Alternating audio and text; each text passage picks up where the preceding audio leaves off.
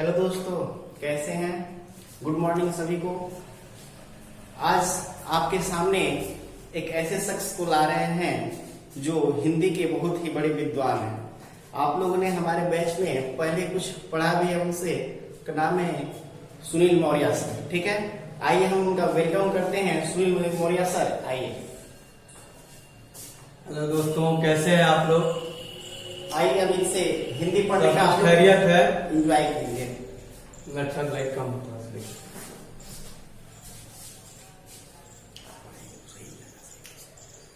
दोस्तों, कल हमने एक वीडियो बनाई थी हिंदी व्याकरण के परिचय की। जैसा कि कुछ लोगों का कहना था कि सर साफ नहीं आ रहा है, अक्षर साफ दिखाई नहीं दे रही है, और ज्यादा कुछ लोगों का ये भी कहना था कि ज्यादा लंबी वीडियो बन चुकी है। इसलिए हम चाहते हैं कि आज उस व्याकरण के परिचय को फिर से आपके सामने दें, ताकि आप लोग स्पष्ट तरीके से पढ़ सकें इसे।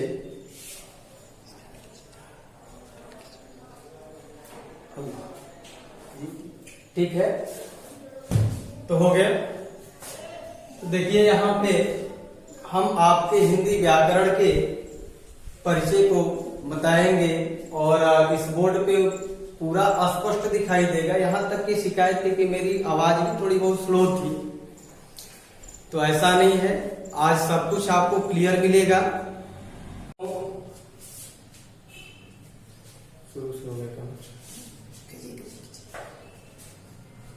कल हमने कुछ वीडियो जारी की थी हिंदी व्याकरण के परिचय की, जो स्पष्ट नहीं आ पाई थी, और कुछ मित्रों का मानना था कि सर वीडियो लेंदी हो गई है और अक्षर साफ नहीं दिखाई दे रही है, हमारी आवाज भी थोड़ी स्लो थी।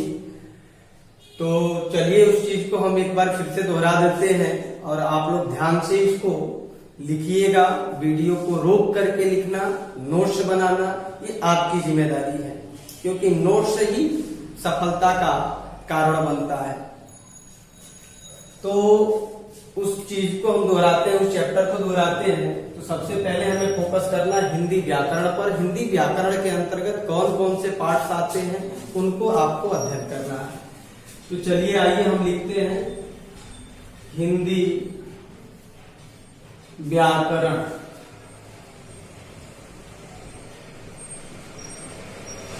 हिंदी व्याकरण।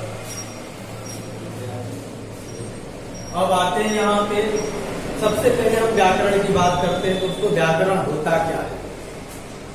तो व्याकरण वह शास्त्र होता है जिसके द्वारा हम भाषाओं को शुद्ध शुद्ध पढ़ना, लिखना और समझना जानते हैं। तो अभी आपने व्याकरण की परिभाषा देखी। यदि हम व्याकरण का संधि विच्छेद करें दोस्तों, तो सीधे सीधे इसका जो संधि विच्छेद होता है उसे हम विधन, आधन, कर्ण के रूप में प्राप्त करते हैं।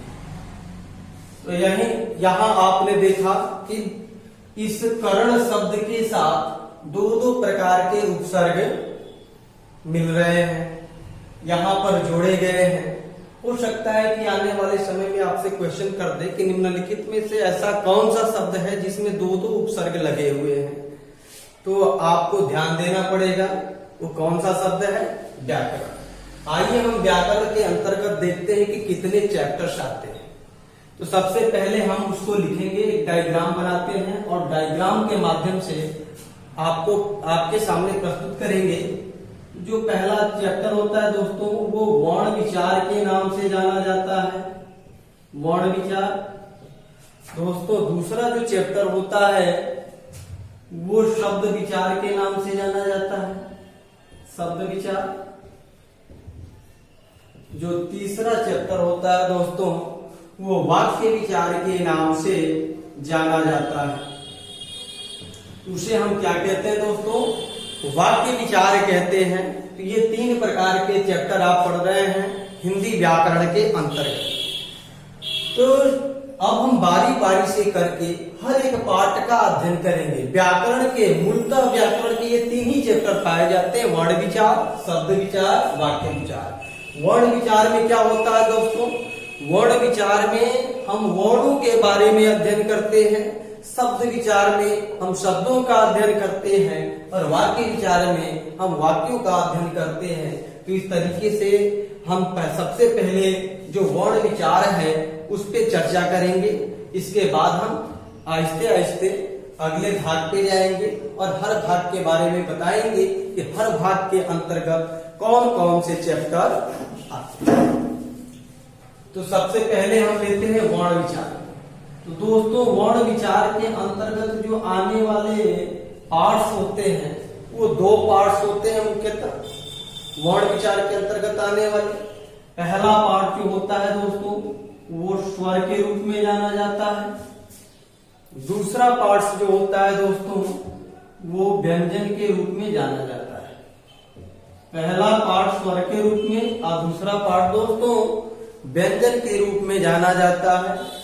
अब हम स्वर के अंतर्गत बहुत सारे पार्ट्स को पढ़ेंगे और व्यंजन के अंतर्गत भी हम बहुत सारे पार्ट्स को पढ़ेंगे। तो सबसे पहले हम स्वर की बात करते हैं। तो दोस्तों जब हम स्वर की बात करते हैं तो देखिए स्वर के अंतर्गत कौन कौन सा पार्ट आ जाता है। पहला ये था और दूसरा ये था वर्ण विचार के अंतर्गत आने वाला। अब पहले जो स्वर आता है उसके बारे में हम कुछ पॉइंट्स लिखेंगे। आप लोग वीडियो को रोक करके लिखिएगा। यहां पे हम स्वर को लिखते हैं स्वर। स्वर में आइए देखते हैं हमें क्या क्या पढ़ना होता है। स्वर में हमें पहला जो पॉइंट्स पढ़ना होता है वो होता है मात्रा या उच्चारण के आधार पर स्वर। आधार पर स्वर। दूसरा दोस्तों जो पढ़ना होता है वो पढ़ना होता है उत्पत्ति के आधार पर स्वर।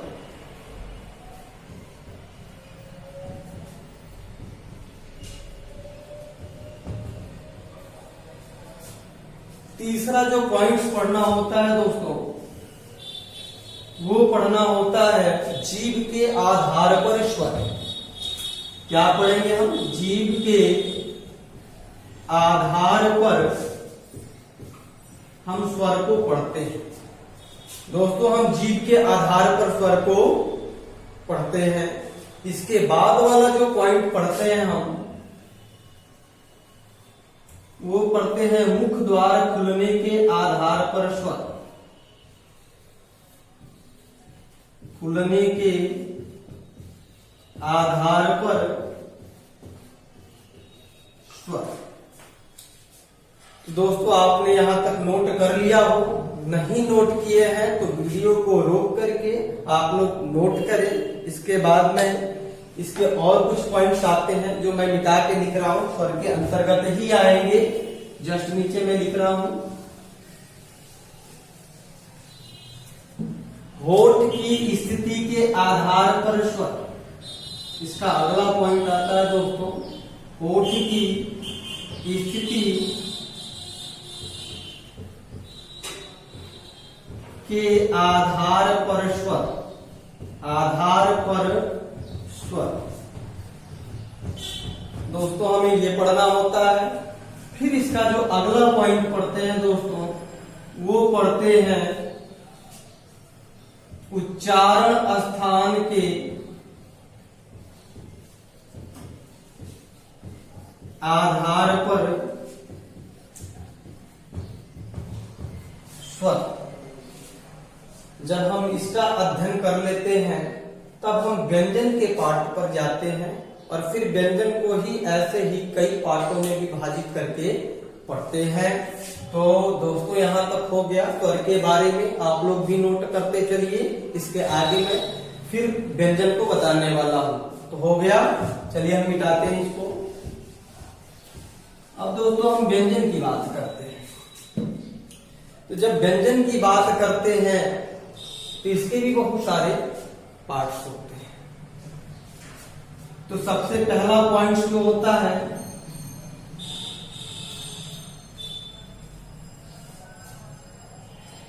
उसको पढ़ना होता है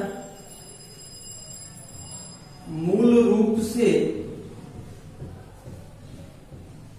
व्यंजन के प्रकार,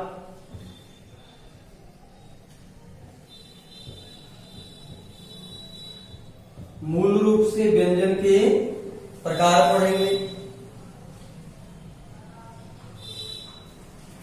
फिर आप दोस्तों पढ़ेंगे व्यंजन के प्रकार पढ़ेंगे, व्यंजन के प्रकार पढ़ेंगे। फिर जो है इसका अगला पॉइंट पढ़ेंगे दोस्तों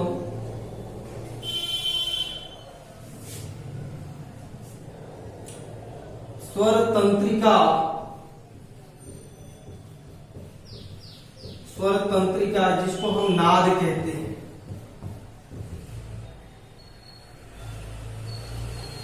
वर्ण के प्रकार। फिर पढ़ेंगे श्वास के आधार पर व्यंजन, श्वास के आधार पर व्यंजन। फिर इसके आगे जो व्यंजन पढ़ेंगे दोस्तों, पढ़ेंगे संयुक्ताक्षर जिसको इसी के अंतर्गत लेते हैं। फिर इसका अगला पॉइंट जो नोट करते हैं आप लोग वो पढ़ेंगे द्वित्व व्यंजन के रूप में, द्वित्व व्यंजन के रूप में आप पढ़ेंगे। ऐसे ही आगे चलकर आप दोस्तों यहां तक हो गया तो हम मिटा दें, आप लोग भली बात इसको लिख लीजिए। यहां तक हो गया है तो हम आगे बढ़े। चलिए ठीक है, वीडियो को रोक करके आपको लिखते रहना है। ठीक, मिटा देते हैं हम इसको। अभी आपने देखा दोस्तों कि वर्ण विचार, अभी व्यंजन का कुछ भाग बच गया था, जैसे कि बहुत बार क्वेश्चन कर लिया जाता है दोस्तों, बहुत बार क्वेश्चन कर लिया जाता है कि नवीनतम विकसित ध्वनियां बताइए, नवीनतम विकसित ध्वनियां।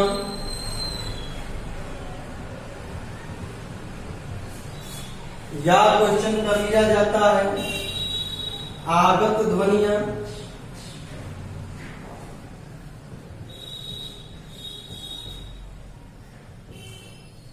या क्वेश्चन कर लिया जाता है अरबी फारसी की ध्वनियां,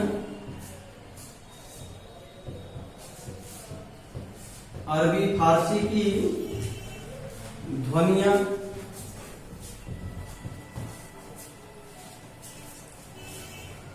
इसके बाद यहां तक तो आपने अध्ययन कर लिया, ऐसे क्वेश्चन इसे कई बार किया जाता है।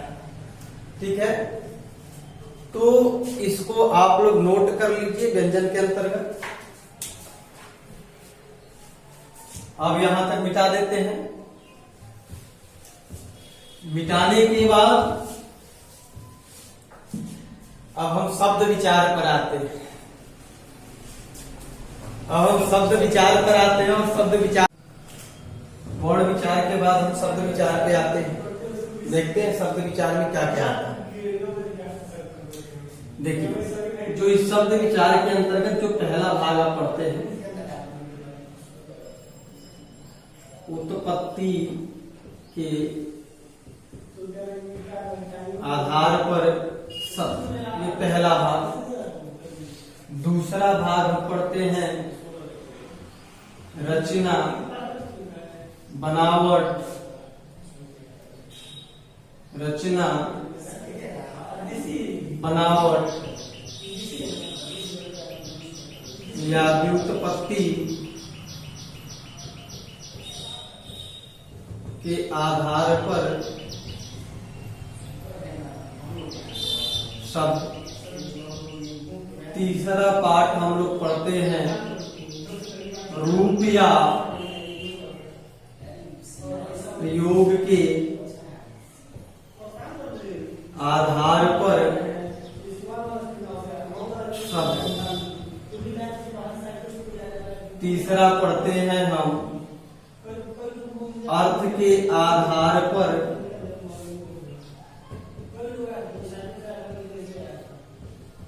शब्द।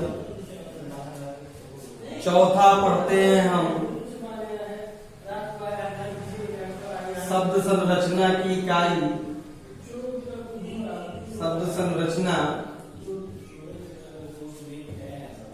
की इकाई। चौथा पढ़ते हैं पांचवा शब्द परिवर्तन की इकाई।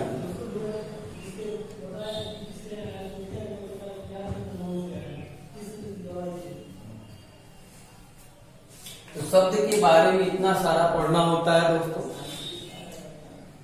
उत्पत्ति के आधार पर जब हम शब्द पढ़ते हैं तो 5 प्रकार के शब्दों को पढ़ते हैं। तत्सम, तद्भव, देशज, विदेशज और संकर का हम अध्ययन करते हैं। जब रचना, बनावट या व्युत्पत्ति के आधार पर शब्दों को हम पढ़ते हैं तो उसमें ऋण शब्द, यौगिक शब्द और योग ऋण शब्दों का अध्ययन करते हैं। जैसे ही हम रूप या प्रयोग के आधार पर पढ़ते हैं शब्द को तो उसमें 2 प्रकार के शब्दों को पढ़ते हैं, विकारी शब्द और अविकारी शब्द। जो विकारी शब्द होता है दोस्तों वो परिवर्तनशील होता है, जिसमें लिंग, वचन, काल तथा कारक के अनुसार परिवर्तन होता है।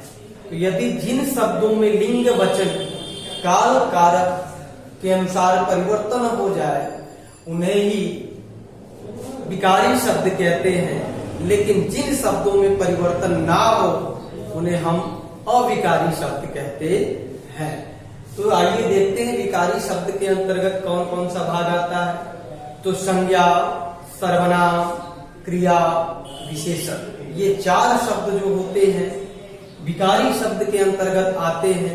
संज्ञा, सर्वनाम, क्रिया तथा विशेषण, ये 4 जो हैं विकारी शब्द के अंतर्गत आते हैं। बाकी जो 4 शब्द और बचे हैं पार्ट्स ऑफ स्पीच के वो अविकारी शब्दों में आते हैं, जो क्रिया विशेषण, समुच्चय बोधक, संबंध बोधक और विस्मयादि बोधक के नाम से जाने जाते हैं। कौन कौन अविकारी शब्द में कौन कौन आते हैं? तो क्रिया विशेषण, समुच्चय बोधक, संबंध बोधक और विस्मयादि बोधक। तो ये 4 जो है अविकारी शब्द के रूप में पढ़ाए जाते हैं। अब इसमें भी बहुत सारे पार्ट्स हो जाते हैं दोस्तों। जैसे संज्ञा पढ़ेंगे तो संज्ञा को भी कई प्रकार से पढ़ेंगे, कहीं मूल रूप से संज्ञा के प्रकार पढ़ेंगे, तो कहीं उत्पत्ति के आधार पर पढ़ेंगे, तो कहीं अर्थ के आधार पर पढ़ेंगे दोस्तों। तो जैसे कि हमने लिखा सब इसी में पढ़ना है, जो ये पॉइंट्स लिखे गए हैं इन्हीं के अंतर्गत वो सब आएंगे।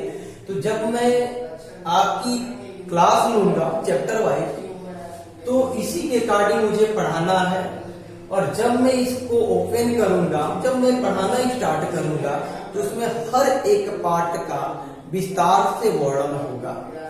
कोई भी ऐसा पॉइंट्स नहीं है जो बच जाएगा और छूटेगा।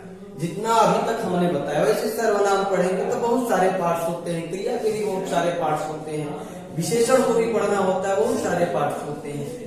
ऐसे ही क्रिया विशेषण के भी पार्ट्स होते हैं। तो ये पढ़ने हैं हमको। जब मैं पढ़ाऊंगा तो आपको बारी बारी से हेडिंग के साथ बखूबी लिखवाना है। आगे आ जाइए यहाँ पे। जब हम यहाँ पे पढ़ते हैं अर्थ के आधार पर शब्द को जब हम पढ़ते हैं तो वहां पर हम 4 प्रकार के शब्दों को देखते हैं। एक पर्यायवाची शब्द को देखते हैं, और एक अनेकार्थी शब्द को देखते हैं, और एकार्थी शब्द को देखते हैं, और एक विलोमार्थी शब्द को देखते हैं। दोस्तों हमने 4 नाम लिया। अर्थ के आधार पर जो शब्द के प्रकार होते हैं या शब्द के जो भाग होते हैं वो 4 होते हैं। पहला पर्यायवाची, दूसरा अनेकार्थी, तीसरा एकार्थी और चौथा विलोमार्थी। जब हम पर्यायवाची की बात करते हैं तो दोस्तों पर्यायवाची जो होता है एक समान अर्थ प्रकट करता है, लेकिन जो अनेकार्थी होते हैं वो अपना अलग अलग अर्थ प्रकट करते हैं। हालांकि दिखने में दोनों एक जैसे होते हैं, हालांकि देखा जाए तो देखने में एक जैसे होते हैं, कोई डिफरेंस समझ में नहीं आता है क्या डिफरेंस है, लेकिन जब हम इसका वाक्य प्रयोग करते हैं, जब हम इसका अर्थ निकालते हैं तो हमें समझ में आता है कि नहीं ये पर्यायवाची होना चाहिए और ये अनेकार्थी होना चाहिए। इसको ध्यान में रखते हुए हमें पढ़ना है। एकार्थी का मतलब आप लोग जानते हैं अनेक शब्दों के लिए एक शब्द का होना, और वही जब हम विलोमार्थी की बात करते हैं तो विलोमार्थी का मतलब होता है विलोम शब्द। जैसा कि हम जानते हैं कि दिन का विलोम शब्द रात होता है, सुबह का विलोम शब्द शाम होता है। तो ये चार हमको इसमें पढ़ने होते हैं। अब आ जाता है शब्द संरचना की इकाई। जब हम शब्द संरचना की इकाई के बारे में अध्ययन करते हैं दोस्तों, तो शब्द संरचना की इकाई का मतलब ये होता है कि वह इकाई जिसके माध्यम से शब्दों का निर्माण हो, शब्दों का क्या हो, निर्माण हो, यानी संरचना का मतलब होता है निर्माण होना। तो जिस इकाई के माध्यम से शब्दों का निर्माण होता है उस इकाई को शब्द संरचना की इकाई कहते हैं। तो इसमें कौन कौन से आते हैं, ध्यान देने वाली बात है कि शब्द संरचना कैसे होती है। तो संधि का नाम आप सुने होंगे, समास का नाम आप सुने होंगे, उपसर्ग का नाम सुने होंगे और प्रत्यय का नाम सुने होंगे। दोस्तों ये जो चार हमने भागों का नाम लिया है, संधि, समास, उपसर्ग और प्रत्यय, इन्हीं के माध्यम से हम शब्दों का निर्माण भी करते हैं। इनके माध्यम से हम शब्दों का निर्माण करते हैं। आपने देखा होगा कि विद्या, धन, आलय ये संधि विच्छेद के शब्द हैं। तो विद्या, धन, आलय मिलकर के एक नया प्रकार का शब्द बना रहा है विद्यालय, अर्थात संधि के माध्यम से भी यहाँ पे शब्द का निर्माण हुआ। ऐसे ही समास से भी शब्द का निर्माण होता है, जैसे बार बार आप पढ़ते हैं राजा, धनपुत्र, राजपुत्र, ये एक प्रकार का समास है। राजा और पुत्र मिलकर राजपुत्र नामक एक शब्द का निर्माण कर रहे हैं, अर्थात समास के माध्यम से भी शब्दों का निर्माण होता है। उपसर्ग के माध्यम से भी शब्दों का निर्माण होता है दोस्तों। उपसर्ग एक प्रकार का शब्दांश होता है और ये किसी शब्द से पहले जुड़ता है और जुड़ने के बाद उस शब्द के अर्थ में परिवर्तन ला देता है, उसी को हम उपसर्ग कहते हैं। हालांकि इसका कोई निश्चित अर्थ नहीं होता है। आप लोग कहीं न कहीं किसी न किसी किताब में देखे होंगे कि उपसर्ग का अर्थ दिया रहता है बीच में करके, एक तरफ उपसर्ग लिखा रहता है, एक तरफ अर्थ लिखा रहता है, एक तरफ शब्द लिखा रहता है। अर्थात जो उपसर्ग का अर्थ आप लोग देखते हैं तो कहते हैं कि नहीं इसका निश्चित अर्थ होता है, नहीं, उपसर्ग का वो निश्चित अर्थ नहीं रहता है, वो अर्थ उस सेंस में दिया जाता है जब उपसर्ग अर्थपूर्ण शब्द के साथ जुड़ता है, तब उपसर्ग का अर्थ निकलता है। यदि उपसर्ग सिंगल लिखा जाए तो उसका कोई निश्चित अर्थ नहीं होता है, यदि उसका अर्थपूर्ण शब्द के साथ प्रयोग किया जाए तो उपसर्ग का अर्थ आने लगता है। तो दोस्तों उपसर्ग जो है कि शब्द से पहले जुड़ता है और जुड़ करके एक नया शब्द बनाता है। जैसे कि मैं कहूं एक योग शब्द मैं ले रहा हूं, यहाँ पे एक शब्द ले रहा हूं योग, ये एक प्रकार का शब्द है। तो हमने बार बार आपसे कहा कि उपसर्ग पहले जुड़ता है, तो योग से पहले हम उपसर्ग को जोड़ेंगे प्र। जब हमने योग के साथ प्र उपसर्ग को जोड़ा तो प्रयोग नामक शब्द बन गया, यानी उपसर्ग से भी शब्दों का निर्माण होता है। ऐसे ही हम प्रत्यय की बात करते हैं दोस्तों, तो प्रत्यय के माध्यम से भी शब्द का निर्माण होता है, ये भी शब्दांश होता है। प्रत्यय भी शब्दांश होता है, इसके माध्यम से शब्दों का निर्माण होता है और ये शब्द के बाद में जुड़ता है। जैसे मैं एक शब्द लिखूं सफल, ये एक प्रकार का शब्द है, इसके बाद में यदि मैं ता जोड़ दूं, यदि मैं यहाँ पे ता जोड़ता हूं तो यहाँ पे आपको मिलेगा सफलता नामक शब्द। अर्थात प्रत्यय के माध्यम से भी शब्द का निर्माण होता है। यहाँ तक आपने जाना। फिर यहाँ पे देखिए शब्द परिवर्तन की इकाई। तो दोस्तों मैं बता दूं आपको कि ऐसी इकाई जिसके माध्यम से शब्द बदलते हैं, उस इकाई को शब्द परिवर्तन की इकाई। ऐसी इकाई जिसके माध्यम से शब्द परिवर्तित होता है उसको शब्द परिवर्तन की इकाई। जैसे कि शब्द परिवर्तन की इकाइयों में भी आप पढ़ेंगे, लिंग पढ़ेंगे, क्योंकि जानते हैं कि लिंग के माध्यम से शब्दों का परिवर्तन होता है। जैसे कि मैं एक शब्द लेता हूं लड़का, क्या इसका लिंग परिवर्तन नहीं होगा? लिंग परिवर्तन होगा तो एक फिर नया शब्द मिलेगा लड़की। यानी कि लिंग के माध्यम से भी शब्दों में बदलाव आता है। वैसे वचन के माध्यम से भी शब्दों में दोस्तों बदलाव आता है। वैसे ही काल के माध्यम से भी शब्दों में बदलाव आता है और कारक चिन्हों के आधार पर भी शब्दों में बदलाव आता है। तो लिंग, वचन, काल और कारक हमको शब्द परिवर्तन की इकाई के अंतर्गत पढ़ना है दोस्तों। तो घबराइए मत, आप ये मत समझिए कि सर ने केवल यही लिखवाया और बाकी जो इसके पार्ट से नहीं लिखवा रहे, मैं लिखवाऊंगा। अभी जो ये पॉइंट्स हैं, मुख्य मुख्य पॉइंट्स हैं, उसको नोट करिए। इस मुख्य पॉइंट्स को लिखने के बाद आप एक अच्छा सा लिखने के बाद इसको रिवाइज करिएगा और अच्छा नोट्स बनाइएगा। फिर जब आपकी अगली कक्षा होगी तो उस कक्षा में मैं एक एक पार्ट का विस्तार से उल्लेख करूंगा। अब हर एक पॉइंट आपको उसमें मिलेगा। तो इस बात का विशेषकर ध्यान रहे कि आपके पास नोट्स होना चाहिए। आइए अब हम वाक्य विचार की बात करते हैं दोस्तों। इसे मिटा देते हैं, इसे नोट करिएगा दोस्तों। जब हम वाक्य विचार की बात करते हैं तो वाक्य विचार के अंतर्गत कुछ पॉइंट्स को हम नोट करते हैं। वाक्य विचार पढ़ने से पहले हमको वाक्यों के अंग पढ़ना पड़ता है। वाक्यों के अंग को पढ़ना पड़ता है। वाक्य के प्रकार को पढ़ना पड़ता है। फिर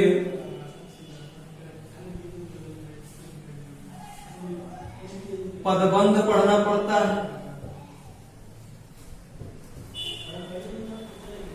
फिर आपको उपवाक्य पढ़ना पड़ता है इसमें।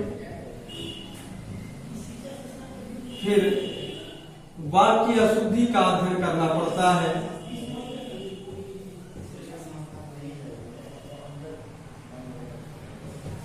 वाक्य अशुद्धि का अध्ययन करना पड़ता है। इस बात का विशेषकर ध्यान रहे, वाक्यों के अंग में आप इसके उद्देश्य और विधेय को पढ़ेंगे। वाक्य के प्रकार में, वाक्य के प्रकार क्या क्या होते हैं, जैसा कि आप लोग पहले पढ़े भी होंगे। एक वाक्य, एक जो पॉइंट्स होता है वो संरचना या हम कह सकते बनावट के आधार, रचना या बनावट के आधार पर वाक्य पढ़ लेते हैं। और जो दूसरा पॉइंट पढ़ते हैं वो अर्थ के आधार पर आप पढ़ते हैं। जब वो पढ़ लेंगे तो आप पदबंधों को पढ़ेंगे, फिर आप उपवाक्यों को पढ़ेंगे और वाक्य अशुद्धि को पढ़ेंगे। ये सारे पार्ट्स आपको अध्ययन करने होंगे। अब मैं इसको बखूबी लिखवाऊंगा। जो मैंने इसका अंग बताया, जो मैंने इसका प्रकार बताया, सबको पढ़ना है। ठीक है, तो धन्यवाद। बाकी की जो प्रणाली है आगे बताई जाएगी, क्योंकि वीडियो ज्यादा लंबा नहीं होना चाहिए। धन्यवाद।